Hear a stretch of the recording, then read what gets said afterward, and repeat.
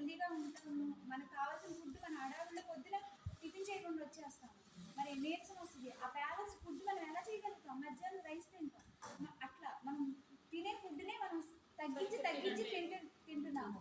పని ఎక్కువ చేస్తున్నాము, తినాల్సిన ఫుడ్ తక్కువ తింటున్నాము. అప్పుడు ఎనర్జీ లెవెల్స్ ఎక్కడ వస్తాయి? మనల్ని మనం పట్టించుకోవట్లా, మనం సిక్ అయిపోతున్నాం, దానివల్ల బ్యాడ్ కొలెస్ట్రాల్ పెరిగిపోతున్నాయి. అట్లా అనమాట. హార్మోనల్ కావాల్సిన ఫుడ్ తినకపోతే ఏమవుతుంది? హార్మోనల్ ఇంబ్యాలెన్స్ అయిపోతుంది. ఏదైనా అంతే కదా, కావాల్సింది లేకపోతే అలాగా. దానివల్ల ఏంటి, అదొకటి వచ్చిందంటే స్టార్టింగ్ అన్ని రైలు బండిలాగా అన్నీ తగ్గుతూ ఉంటాయి అన్నమాట మనకి. దాని నుంచి మనం తప్పించుకొని హ్యాపీగా ఉండాలి అంటే నెలకి ఒక ఎంత మీరు 500-600 ఇట్లా పెట్టుకుని ఈ మెడిసిన్ వేసుకోండి. 1 monthలో మీలో మార్పు వచ్చింది. మీరే చెప్తారు, మీరు వేరే వాళ్ళకి చెప్పి మీరే ఏమండి ఎందుకు చెప్తారు? నా హెల్త్ బాగుంది, మీరు కూడా బాగుండాలి మనం వెల్ విషెస్ చెప్తాం కదా.